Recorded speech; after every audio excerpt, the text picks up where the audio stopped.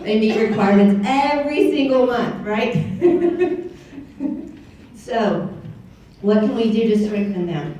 Well, one of the things that I've done is just to try to work more closely with those directors on our team that do not meet requirements every single month.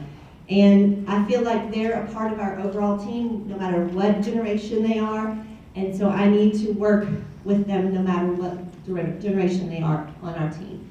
And so I've been targeting doing some Zoom calls or three-way calls with them and their director, usually twice a month.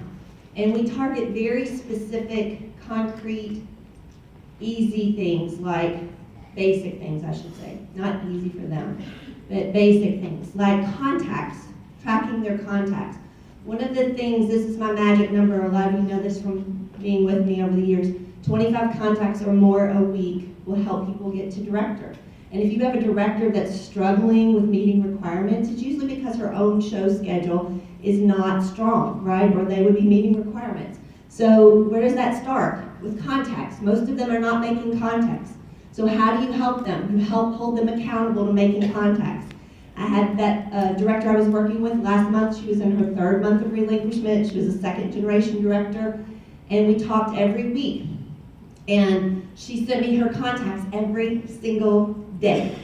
How many contacts she made every single day. She took a picture of them and she texted them to me. And guess what? They met requirements last month. And she held her director title. And what we did was we reached out to her at the beginning of the month and said, this is what we're going to do. If you're going to meet requirements, there are two ways to do that. One, your schedule, and two, the schedule of your team, right? So what can we do to impact both of those areas? And so we came up with some ideas. And she reached out to her team, and we trained on the fact that if you reach out early in the month, it's about them, right? Instead of about you. And so we helped her, and they did it. So, third area, third habit, strengthen new directors. We spend a lot of time invested in promoting directors, don't we? But once they promote, we have to help them stay. We have to help them maintain directorship. So one of the things that we do that's a habit consistently is we go through the leadership handbook with them. We schedule a call with them every single week. It takes about 8 weeks to get through it.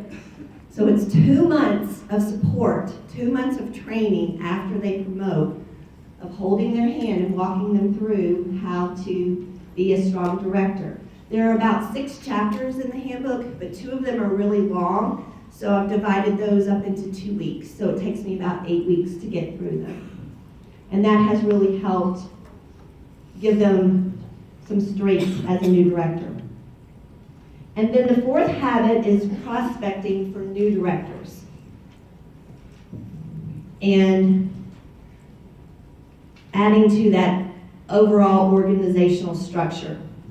Yesterday, we had a fabulous presentation about our vision board and the houses, and I used the houses as well. Stole that from my sweet friend over here. Loved that idea when she did that.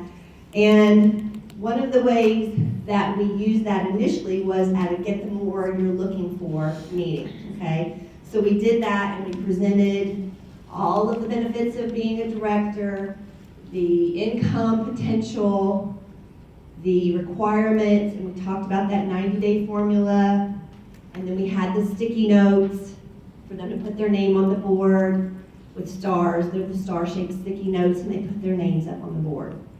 And so that really helps us know who to target and who to work with.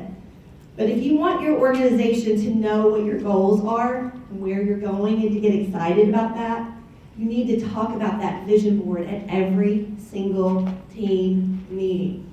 Every single team meeting. So I have that vision board out at every monthly meeting. We talk about where we are, where we're going, what we need to get there, where the holes are. My structure on my board is a national team is what it looks like, because that's where we're going. I don't want them to look at the next level. I want them to stretch and look where we're going. What's the end result that we want? And then I pass around those star-shaped sticky notes at every single meeting, and new people are at every meeting. So new people are adding their names to that board. I also have it out of my director's meeting. Every single director's meeting, we talk about that board. We talk about where we are, where the holes are, and what we're gonna do to fill those holes in, who are the people we're targeting on each person's team, and how we're gonna do that collectively. And then one of the things I feel like I do to really help prospect for new directors on our team is when I'm coaching directors, I have their performance tracker pulled up and I'm looking at their stats for their team. And I'm asking them, so, you have a new consultant that's Sharon on your team, and she's doing really well. So what did she say when you talked to her about the fast track program? Very assumptive language, right? And I haven't talked to her about the fast track program yet. Okay, so when we talk next, I'd love to know what she said about the fast track program. And have you talked to her about getting more from her business? And so then I make a note and follow up on our next call. Just 2 days ago, I had a director on my team that had some new consultants, and I had asked her to follow up with them. 2 out of the 3 want to pursue directorship. If I didn't ask them consistently on a regular basis to ask people on their team, they would not do it. They would not. And if I didn't follow up and ask them what did those people say, we would not have a lot of sticky notes on our board. So it's important that you as the leader take that initiative and do that. And then the last thing I would share, the last habit, is what I would call our Zoom meetings.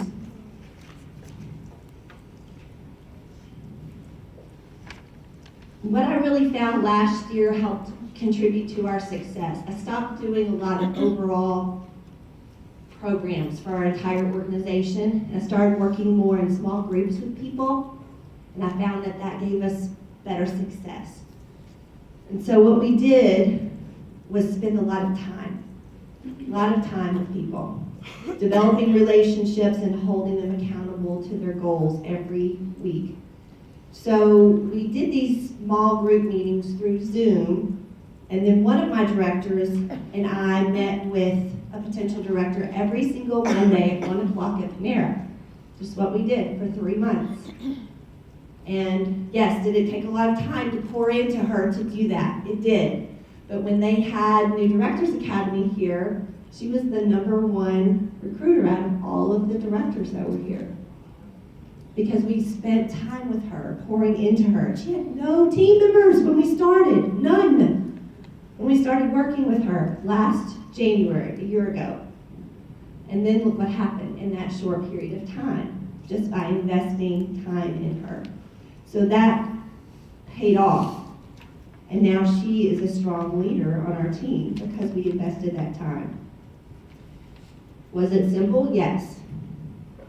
Did it bring about success from that habit that we had every week? Yes, it did. And so those Zoom calls we typically do about every week or every 2 weeks, depending on